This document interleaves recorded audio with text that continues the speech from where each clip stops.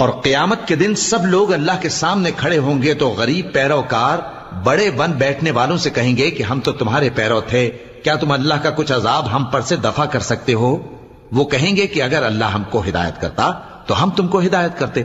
اب ہم گھبراہٹ ظاہر کریں یا صبر کریں ہمارے حق میں برابر ہے، کوئی جگہ رہائی کی ہمارے لیے نہیں ہے۔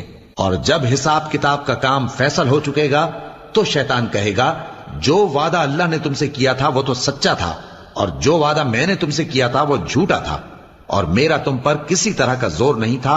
ہاں، میں نے تم کو گمراہی اور باطل کی طرف بلایا تو تم نے جلدی سے اور بے دلیل میرا کہنا مان لیا۔